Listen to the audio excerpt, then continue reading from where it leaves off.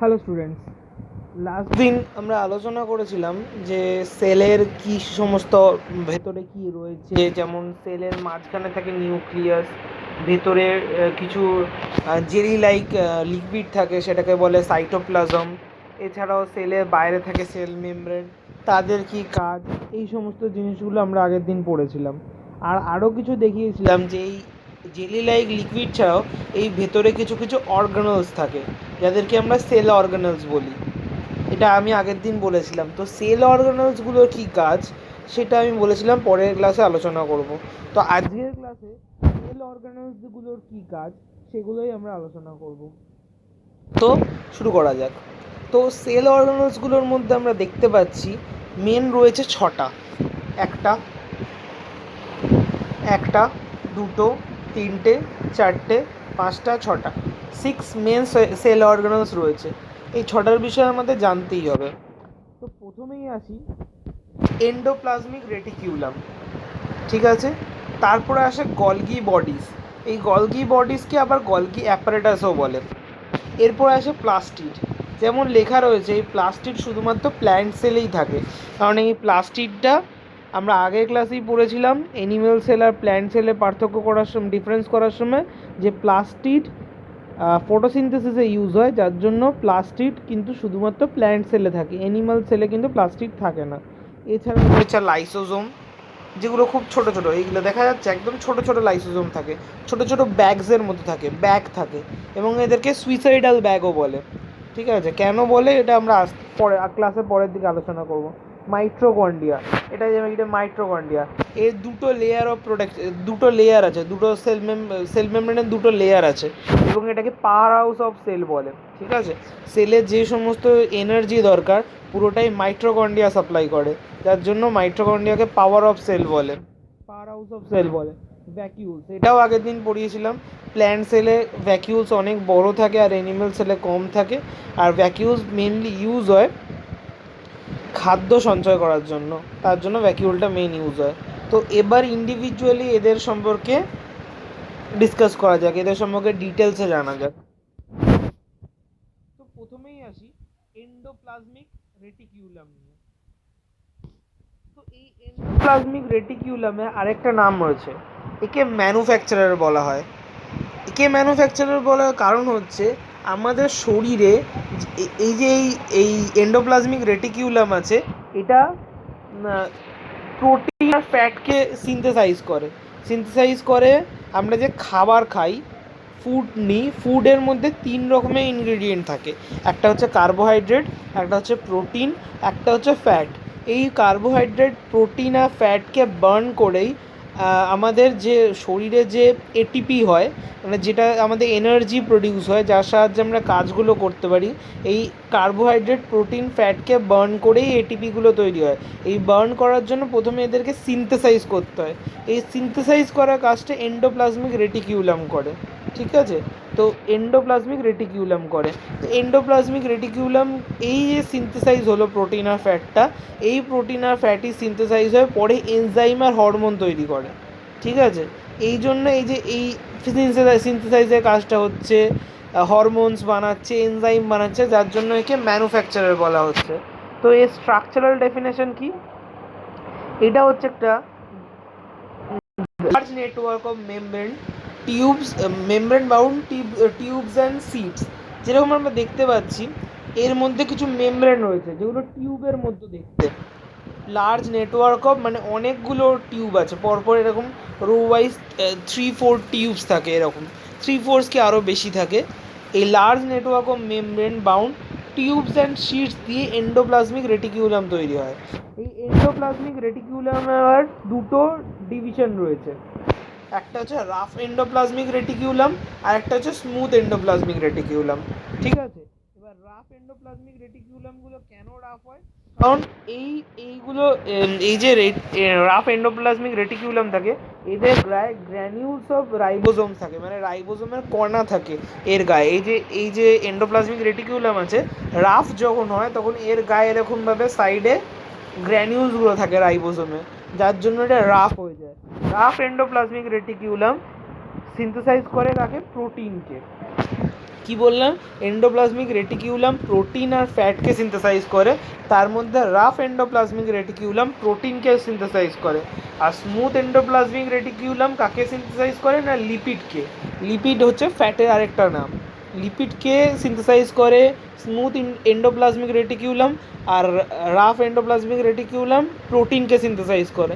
এবার এন্ডোপ্লাজমিক রেটিকিউলামে আরও কিছু ফাংশন জেনে নেওয়া যাক।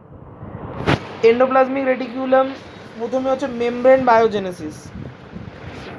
এই যে আমাদের সেল মেমব্রেনটা রয়েছে, আগের দিন যেটা আমরা সেল মেমব্রেন পড়েছিলাম, সেল মেমব্রেন মানে কোনটা, এই যে সাইডে যে লেয়ারটা আছে, কোটিংটা আছে, একে সেল মেমব্রেন বলে। সেল মেমব্রেন তৈরি হওয়ার জন্য আমাদের লাগে প্রোটিন আর ফ্যাটকে সিনথেসাইজ করতে হয়, ঠিক আছে। প্রোটিন আর ফ্যাটকে সিনথেসাইজ করেই এই সেল মেমব্রেনটা তৈরি করা হয়। সেল মেমব্রেন প্রোটিন আর ফ্যাটকে কে সিনথেসাইজ করে, এন্ডোপ্লাজমিক রেটিকিউলাম সিনথেসাইজ করে। তাই জন্য সেল মেমব্রেন গঠন করাতে সেল মেমব্রেনের ফরমেশনে এন্ডোপ্লাজমিক রেটিকিউলাম এইভাবে নিজের ইম্পর্টেন্সটা দেয়, কারণ সে প্রোটিন আর ফ্যাটকে সিনথেসাইজ করে, আর এই প্রোটিন আর ফ্যাটই অ্যাকচুয়ালি ওই সেল মেমব্রেনটা তৈরি করে।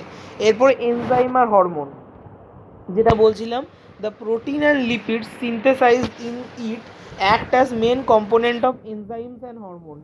এই যে আমাদের এন্ডোপ্লাজমিক রেটিকিউলামের মধ্যে যে প্রোটিন আর লিপিডটা সিনথেসাইজ হচ্ছে, এই প্রোটিন আর লিপিডগুলো, এই সিনথেসাইজড প্রোটিন আর লিপিডগুলোই আমাদের শরীরে যে এনজাইম আর হরমোনগুলো লাগে তার মেন কম্পোনেন্ট। এই আমাদের শরীরে এনজাইম বা হরমোন যেগুলো তৈরি হচ্ছে তার মেন কম্পোনেন্ট হচ্ছে এই সিনথেসাইজড প্রোটিন বা লিপিডগুলো। এরপর হচ্ছে smooth endoplasmic reticulum. Smooth endoplasmic reticulum in ভার্টিব্রেটস মানে হচ্ছে যাদের ভার্টিবল কলামটা আছে, যেমন আমাদের মানুষের থাকে, সেটা যাদের আছে, তাদের লিভার সেলকে ডিটক্সিফাই করতে সাহায্য করে। তার মানে আমাদের শরীর, আমরা যদি কোনোদিন ভুল করে পয়জন খেয়ে ফেলি, বা আমরা বেশিরভাগই এখন যে সমস্ত ভেজিটেবলগুলো খাই বা যেই সমস্ত খাবারগুলো খাই, তার মধ্যে কিছু কিছু ইমপিউরিটিস থাকে যেগুলো আমাদের লিভারকে ড্যামেজ করতে পারে, ঠিক আছে। স্মুথ এন্ডোপ্লাজমিক রেটিকিউলাম এই সমস্ত টক্সিক জিনিসগুলোকেও ডিটক্সিফাই করে, যার কারণে আমাদের লিভার সেলটা ড্যামেজের হাত থেকে রক্ষা পায়, ঠিক আছে। এটা একটা স্মুথ এন্ডোপ্লাজমিক রেটিকিউলামের কাজ, যে লিভার সেলকে ডিটক্সিফাই করা। এরপর আসি গলগি বডিস বা গলগি অ্যাপারেটাসকে। আমরা কি বললাম, এন্ডোপ্লাজমিক রেটিকিউলাম হচ্ছে ম্যানুফ্যাকচারার, মানে ও এনজাইম হরমোন এগুলোকে তৈরি করছে, কিন্তু শুধু তৈরি করলেই তো হবে না, সেই সমস্ত জিনিসগুলোকে অন্য জায়গায় ছড়িয়ে দিতে হবে, সমস্ত সেলের মধ্যে সেটাকে ছড়িয়ে দিতে হবে। ছড়িয়ে দেওয়ার কাজ কে করবে, ছড়িয়ে দেওয়ার কাজ করবে গলগি বডিস বা গলগি অ্যাপারেটাস। এই জন্য গলগি বডিসকে বলা হয় ট্রান্সপোর্টার, কারণ এই এনজাইম আর হরমোনগুলো সমস্ত সেলের মধ্যে ছড়িয়ে দেয়। এই গলগি বডিসকে কে ডিসকভার করেছিল, এটা ডিসকভার করেছিল ক্যামিলিও গলগি। এই জন্যই ক্যামিলিও গলগি নামক সায়েন্টিস্টের নাম অনুযায়ী এদেরকে গলগি বডিস কিংবা গলগি অ্যাপারেটাস বলা হয়। তো এদের স্ট্রাকচারাল ডেফিনেশন কি, consist of system of membrane bound vesicles arranged approx parallel to each other called Golgi bodies। তার মানে কি, কিছু প্যারালাল মেমব্রেন থাকে, এই যে দেখতে পাচ্ছি এখানে প্যারালাল প্রত্যেকটা রয়েছে, প্যারালাল কিছু মেমব্রেন থাকে, সেইগুলো দিয়ে গলগি বডিস তৈরি হয়, প্যারালাল মেমব্রেন দিয়ে।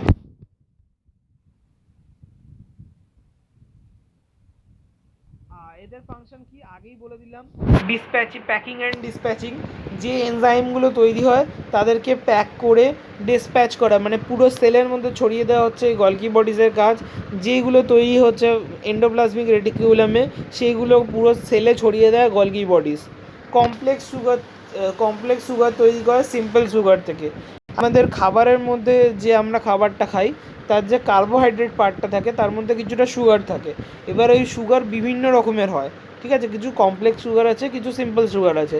যে সিম্পল সুগারগুলো থাকে তাদেরকে কিছু সময় আমাদের শরীরে মানে এটিপি তৈরি করার জন্য বা অন্যান্য কিছু কাজ করার জন্য আমাদের কিছু কমপ্লেক্স সুগারে ট্রান্সফার করতে হয়। এই ট্রান্সফারগুলো করে হচ্ছে গলগি বডিস। আর করে কি, লাইসোজোম ফরমেশন ঘটায়। লাইসোজোম আগেই বলেছিলাম একটা সেল অর্গানেল রয়েছে, এই সেল অর্গানেলটা তৈরি করার পেছনে লাইসোজোমের গলগি বডিসের ভূমিকা রয়েছে। এবার সেই লাইসোজোমের কথাই পড়ে নেওয়া যাক। তো লাইসোজোম কি, লাইসোজোম বলছে মেমব্রেন বাউন্ড স্যাক্স, যেটা বলছিলাম ছোট ছোট ব্যাগ, মেমব্রেন বাউন্ড মানে চারদিকে মেমব্রেন আছে, ছোট ছোট ব্যাগ, যার মধ্যে থাকে খুব পাওয়ারফুল ডাইজেস্টিভ এনজাইম। এই ছোট ছোট ব্যাগগুলোর মধ্যে থাকে খুব পাওয়ারফুল ডাইজেস্টিভ এনজাইম, যে এনজাইমগুলো তৈরি করে আরইআর মানে হচ্ছে রাফ এন্ডোপ্লাজমিক রেটিকিউলাম। আরইআর মানে হচ্ছে রাফ এন্ডোপ্লাজমিক রেটিকিউলাম। এই স্ট্রং ডাইজেস্টিভ মেটেরিয়ালগুলো কে তৈরি করে না রাফ এন্ডোপ্লাজমিক রেটিকিউলাম তৈরি করে। ঠিক আছে, তো এই লাইসোজোমের কাজ কি? Digest foreign material. মানে কি, আমাদের সেল মেমব্রেন কি বলেছিলাম? সেল মেমব্রেন পড়েছিলাম সেমি পারমিয়েবল। তার মানে কি, ও কিছু কিছু পদার্থ কিছু কিছু মেটেরিয়ালকে কিন্তু সেলের মধ্যে ঢুকতে অ্যালাউ করে। এবার যদি কোনো ভুল বস্তুকেও অ্যালাউ করে ফেলে, তাহলে কি সেলের মধ্যেও ঢুকে গিয়ে সেলটাকে তো ড্যামেজ করতে পারে। লাইসোজোমের কাজ হচ্ছে এরকম যদি কোনো ভুল বস্তু বা বাইরের বস্তু সেলের মধ্যে ঢুকে পড়ে, তাহলে ও কি, লাইসোজোম বললাম একটা ব্যাগের মতো, ওই ব্যাগের মধ্যে যেই না ঢুকে যাচ্ছে ওর মধ্যে কিছু স্ট্রং এনজাইম থাকে, যে স্ট্রং এনজাইমের জন্য ওটাকে হজম করে ফেলে বা ওটাকে খেয়ে ফেলে, যার জন্য ওই ফরেন মেটেরিয়ালটা কিন্তু সেলের কোনো ড্যামেজ করতে পারে না। ঠিক আছে, এটাই হচ্ছে লাইসোজোমের একটা কাজ। আরেকটা কাজ, এই এত ভালো কাজ করার পর লাইসোজোম কিন্তু একটা খারাপ কাজও করে, একে সুইসাইডাল ব্যাগ বলা হয়। লাইসোজোমের জন্য একটা পুরো সেল কিন্তু ড্যামেজ হয়ে যেতে পারে বা একটা সেল পুরো ডেস্ট্রয় হয়ে যেতে পারে। এর যে লাইসোজোমের মধ্যে কি বললাম, স্ট্রং ডাইজেস্টিভ মেটেরিয়াল আছে, এই স্ট্রং ডাইজেস্টিভ মেটেরিয়ালের জন্য পুরো যে সেলটাকে রয়েছে ওই পুরো সেলটাকেও হজম করে ফেলতে পারে। ঠিক আছে, ও যে কোনো সময় পুরো সেলটাকে হজম করে নিতে পারে। এছাড়া সেল যখন আর আমাদের কি শরীরে আস্তে আস্তে বয়স হচ্ছে, কিছু কিছু সেল ড্যামেজ হচ্ছে, আবার নতুন সেল তৈরি হচ্ছে। তো একটা সেল যখন ড্যামেজ হয়ে যায় তার তখন কি ওয়ার্ক ফাংশনগুলো কমে যায়, ফাংশনালিটিসগুলো কমে যায়। তখন কি হয়, এই লাইসোজোম কি করে, লাইসোজোম কিন্তু এই পুরো সেলটাকে ড্যামেজ করে দেয়। ঠিক আছে, এই জন্য এটাকে সুইসাইডাল ব্যাগ বলা হয়। এরপর আসি মাইট্রোকন্ড্রিয়া। মাইট্রোকন্ড্রিয়াকে বলে পাওয়ার হাউস অফ সেল। ঠিক আছে, কেন বলে? কারণ it generates energy for the cell in the form of ATP. এই আমাদের কাজ করার জন্য কি দরকার হয়? এনার্জি দরকার হয়। এই এনার্জি কোথা থেকে পাই? সেলের মধ্যে যে মাইট্রোকন্ড্রিয়া থাকে সেই মাইট্রোকন্ড্রিয়া থেকেই আমরা অ্যাকচুয়ালি এনার্জিটা পাই। ঠিক আছে, এই এনার্জিটা কোন ফর্মে পাই? এনার্জিটা পাই এটিপির ফর্মে। ঠিক আছে, এই এটিপির পুরো নাম কি? এটিপির পুরো নাম হচ্ছে অ্যাডিনোসিন ট্রাইফসফেট। ঠিক আছে, এটা এটিপিকে এনার্জি কারেন্সি অফ সেলও বলা হয়, কারণ এটিপি দিয়েই সেলের কতটা এনার্জি আছে আমরা মেজার করি। তাহলে একে পাওয়ার হাউস অফ সেল কেন বলা হচ্ছে? একে পাওয়ার হাউস অফ সেল বলা হচ্ছে কারণ মাইট্রোকন্ড্রিয়া সেলের মধ্যে সেল কাজ করার জন্য যে এনার্জিটা দরকার হয় সেটা কিন্তু মাইট্রোকন্ড্রিয়া জেনারেট করে, যার জন্য একে পাওয়ার হাউস অফ সেল বলা হয়। ঠিক আছে, এই আমরা কি বলেছিলাম, যে সেলের যে নিউক্লিয়াস রয়েছে তার মধ্যে ডিএনএ থাকে, কিন্তু মাইট্রোকন্ড্রিয়া আলাদা করে ডিএনএ রয়েছে এবং রাইবোজোম রয়েছে। তাহলে it has won DNA and ribosome. তারপর কি বলেছে, mitochondria has to membrane. Mitochondria এই যে ডাবল লেয়ার্ড মেমব্রেন রয়েছে, এই একটা লেয়ার, এই একটা ভেতরে একটা লেয়ার, ডাবল লেয়ার মেমব্রেন। এবার the outer membrane is very porous. Porous মানে এখানে ভেতরে ছোট ছোট, এই আউটার মেমব্রেনের উপর ছোট ছোট হোল থাকে। ঠিক আছে, এই যে এই হোলটা দিয়ে কিছু বস্তু বাইরে আসতে পারে, আবার কিছু ভেতর থেকেও বাইরে যেতে পারে। আর ইনার মেমব্রেনটা হয় ডিপলি কার্ভড। এই দেখতে পাচ্ছি ডিপলি কার্ভড হচ্ছে। এই ডিপলি কার্ভড হওয়ার কারণটা কি? যাতে এদের সারফেস এরিয়াটা বেড়ে যায় এবং এ আরও বেশি বেশি করে এটিপি জেনারেট করতে পারে, তাই জন্য এটা ডিপলি কার্ভড হয়, যাতে সারফেস এরিয়াটা বেড়ে যায় আর বেশি বেশি করে এটিপি তৈরি হয়। এরপর আসি প্লাস্টিড। প্লাস্টিড আগেই বলেছিলাম, প্লাস্টিড শুধুমাত্র প্ল্যান্ট সেলে থাকে, প্লাস্টিড কিন্তু অ্যানিম্যাল সেলে থাকে না। এবার প্লাস্টিডের আবার দুটো রকমের টাইপস রয়েছে। একটা হচ্ছে লিউকোপ্লাস্ট। লিউকোপ্লাস্ট কি?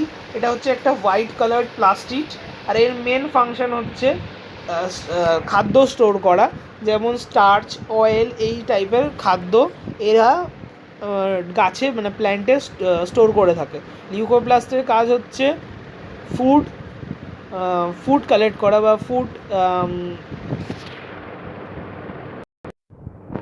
ফুডকে সেভ করে রাখে নিজের মধ্যে, এটাই লিউকোপ্লাস্টের একটা কাজ। এরপর আছে ক্রোমোপ্লাস্ট। ঠিক আছে, ক্রোমোপ্লাস্টের কী কাজ? লিউকোপ্লাস্ট কী ছিল? হোয়াইট কালার, আর এই ক্রোমোপ্লাস্ট হচ্ছে কালার্ড প্লাস্টিড। লিউকোর কোনো কিন্তু কালার ছিল না, ক্রোমোর কালার আছে। আর এই কালার প্লাস্টিডের একটা কাজ কি, ফটোসিনথেসিস করা, ঠিক আছে। প্লাস্টিডেরও নিজের ডিএনএ আর রাইবোজোম রয়েছে। এবার প্লাস্টিডের মধ্যে কিছু প্লাস্টিডের মধ্যে মেনলি ক্রোমোপ্লাস্ট, এই ক্রোমোপ্লাস্টের কিছু প্লাস্টিডের মধ্যে ক্লোরোফিল থাকে, ঠিক আছে। ক্রোমোপ্লাস্টের কিছু প্লাস্টিডের মধ্যে ক্লোরোফিল থাকে।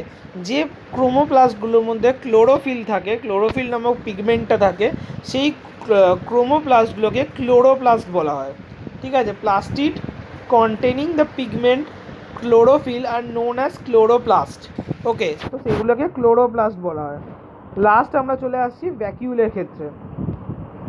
ভ্যাকিউলকে বলা হয় ওয়্যার হাউস, ঠিক আছে। এন্ডোপ্লাজমিক রেটিকিউলাম কী ছিল, ম্যানুফ্যাকচারার। তারপর কী হলো, ট্রান্সপোর্ট হলো, ঠিক আছে। তো এইবার তো কি, যে খাবারগুলো তৈরি হচ্ছে সেগুলোকে আমাদের জমিয়ে রাখতে হবে। তো জমিয়ে রাখার কাজ কে করবে, ভ্যাকিউল, যেটাকে আমরা ওয়্যার হাউস বলি।